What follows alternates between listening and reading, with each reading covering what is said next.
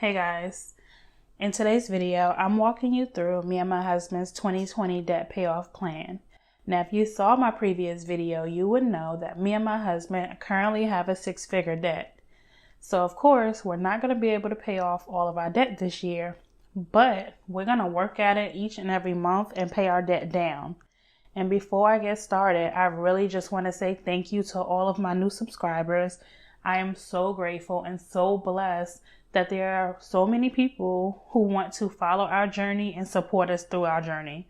So again, thank you. And if you haven't seen that video where I break down all of our debts, what it consists of, and how much we owe to each debt, I'm going to link it in the description and in the card, so you can feel free to check that one out as well. But if you're new to my channel, welcome. My name is Ozella, and my channel focuses on all things related to being more intentional with money. I focus on getting out of debt, of course, budgeting videos, ways to make money, ways to save money. So if you're interested in any of those things, go ahead and hit that subscribe button.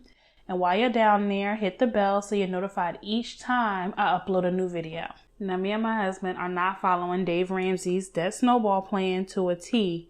And if you're unfamiliar with the debt snowball plan, basically it's a debt payoff method where you would list out all of your debts and you order those debts in the order of least balance owed to the highest balance owed. And you're going to pay off one debt at a time while making your minimum payments on the rest of your debts. And once you get done paying off that first debt, that minimum payment is then rolled to the next debt and it keeps rolling, which is why they call it the snowball effect. The other method is the debt avalanche method, and that one has you paying off your debts in order from highest interest rate to the lowest interest rate. And so you end up paying less interest off over time. But one of the benefits of the debt snowball method is you get those quick wins, which then helps you motivate you to continue on your debt-free journey. So when it comes to your debt-free journey, there are so many different methods that you can use to pay off your debt, but you honestly have to look at your own situation and figure out which one is going to work best for you and your family. So I'm just going to give you guys a quick overview, a quick look at our debt, so you guys can kind of get a feel for what we're working with if you didn't see that previous video. And then I'm going to show you exactly what we plan to pay towards each month. So this is all our debt. And without further ado, let's get started. So my goal is to really have an extra $1,000 to throw at debt each month. So that's what I'm going to write. And it's pretty optimistic, but we're going to work hard to try to make that happen. So I'm just going to write that here. And I'll just go ahead and skip January. We are now in February. And so for February, we really didn't budget for $1,000, but we are hoping to be able to pay the IRS off this month, which we only have one more day left of the month. And so we owe $923. And then in March, we're going to knock out those two medical bills that we have. So $97, and then dental, which is $197. The next two debts we're going to work on is our 401k loans. Now, me and my husband both have a 401k loan taken out through our jobs or through our employers' 401k. We are moving this summer, and my husband's job does not transfer to the new state that we're moving to. And so I want to pay off his 401k loan before we get there because I don't want any additional payments. And then I'm going to pay off my 401k loan next because although my job does transfer, I'm not sure if there's going to be openings there. So just in case I have to apply for a new company, I want to make sure that I'm not bringing any additional payments with me. So we're working on those 401k loans. So I'm going to start with my husband's. And just following that $1,000 goal here, we would be able to put $706 towards it. And then in April, again, that 401k loan.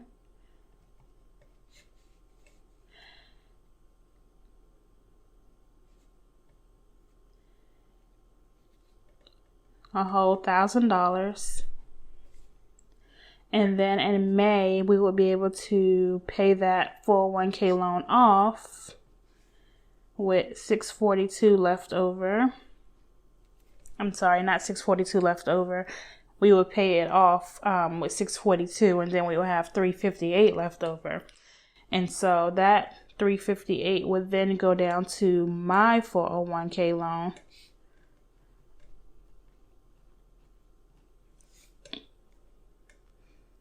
And then in June, I would still be working on my 401k loan. And the balance I estimate would be about $1,022. So I'm sure it won't be too difficult to get $22 extra to go ahead and pay that off. And I really didn't do the math exactly as far as the interest rates and things like that. So I may very well not even have to pay the $1,022. It may be even less than that. But I'm being kind of aggressive as far as my numbers are concerned. So the next type of debt we're going to work on paying off is our credit cards. And for our credit card debt, we are doing those using the debt snowball method. So I am paying them off from least balance to the highest balance. And then each minimum payment is going to be rolled over to the next debt after it's paid off. My smallest credit card is a Flex line, which by July, I estimate the balance to be about $420. So I'll go ahead and pay that one off. And then I'll start working on my Citi card, which I'll pay $580 towards. And I just want to pause for a second and say that when I'm doing this debt payoff plan, I'm strictly going off of my goal of $1,000 a month. I'm not adding the minimum payments because that would be too much math. Back to August. We have Citi still. We're working on that Citi card. And $700. Should pay that off. And then we start working on my husband's Capital One. And we'll put $300 towards it. And then in September, we're still working on that Capital One. And that would be a whole $1,000.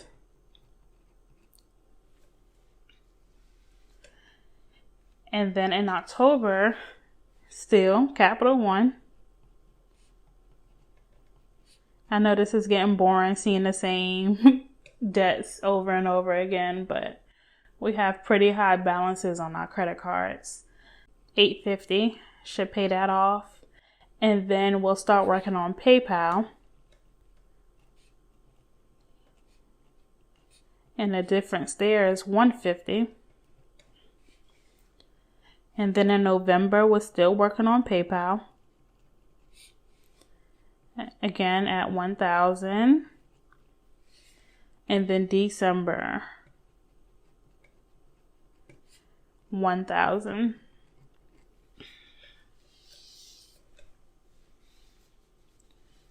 All right, so let me zoom in for you guys. Again, in February, we anticipate that we'll be able to pay off the IRS this month, which we only have $111 left to pay that off. Then in March, we're going to pay off our medical equipment bill, our dental bill, and then start paying towards my husband's 401k loan. We're going to pay that off in May. And then we're going to start working on my 401k loan. And that should be paid off in June. Then in July, we start working on credit cards. So $420 will pay off this Flex line. And then we start working on Citi. Citi is paid off in August. We start working on my husband's Capital One card. We work on that again in September. In October, that Capital One card is paid off. Then we start working on the PayPal. So we have PayPal and we're working through that for October, November, and December. And that also may end up carrying over to January 2021 But if the figures are correct in this spreadsheet that I'm going to show you, that PayPal could be paid off in December. So I'm just going to show you guys a rough estimate of what we can expect to pay off in 2020 using these numbers here.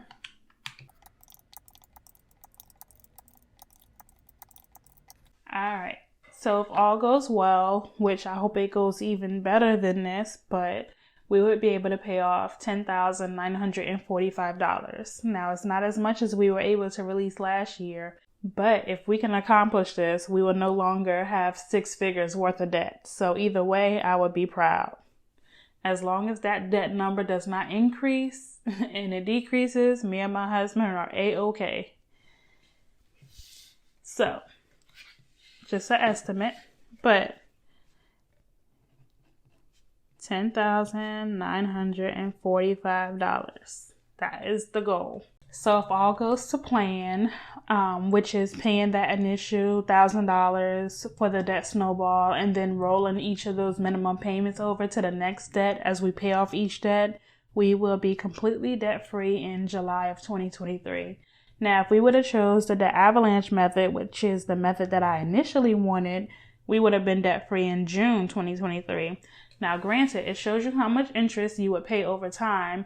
And if we did the debt avalanche method, I believe we would pay like $14,000 worth of interest total. So we are paying about $2,000 more in interest, but it's only the difference of 1 month, and we can see our progress being made by doing the method that we specifically chose. So this is the order that we'll pay our debts off, but it shows you how many months it's going to take to pay off, and then it'll show you which month that debt will be paid off.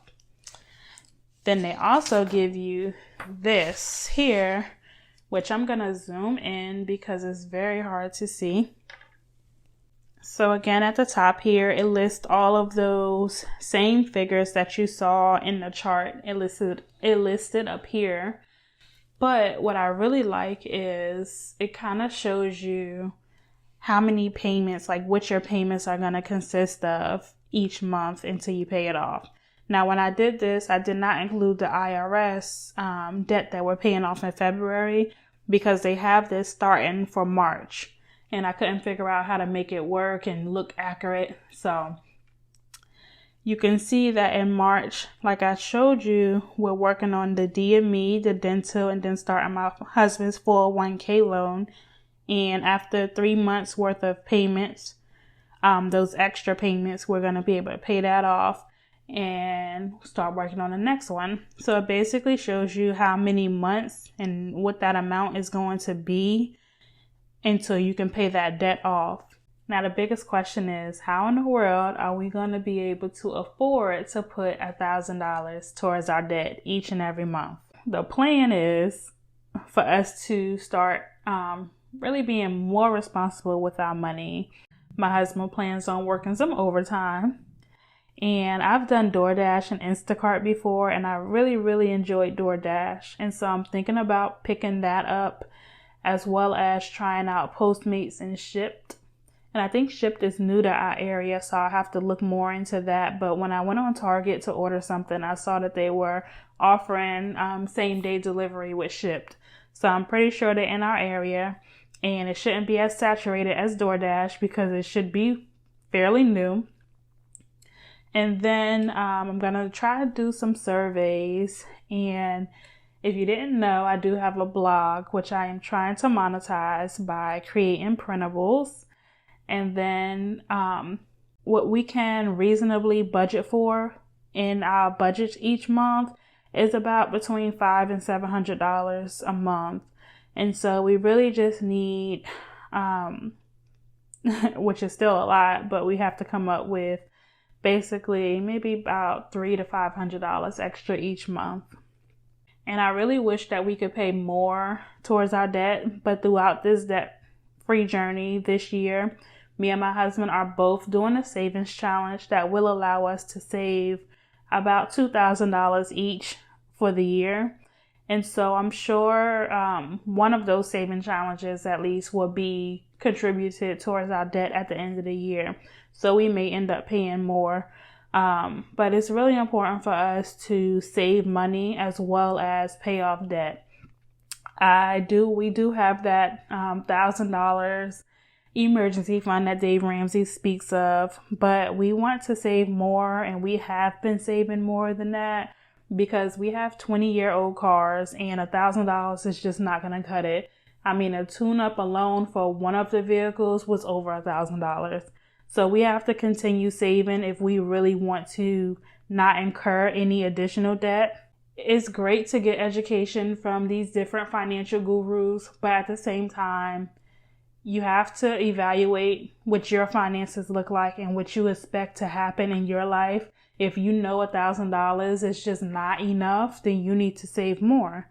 If you know that you can't afford to just front load a bunch of money towards your savings account or towards your emergency fund, then you need to basically, or not you need to, but it would be wise to kind of split up your extra money as far as maybe half to debt and half to savings, or with whichever ratio you want to do. But just make sure that you are contributing some money towards savings and some money towards debt so that you can meet all of your financial goals. So I hope you enjoyed seeing what our 2020 debt payoff plan looks like. And if anything changes, I will definitely come back and share with you. I am planning on making monthly videos basically showing how much debt we were able to pay off each month. And if we didn't meet our goal, I'm going to explain, what went wrong and things of that nature. So if you're interested in following our debt-free journey, please make sure that you are subscribed to the channel. Until next time, guys. Bye.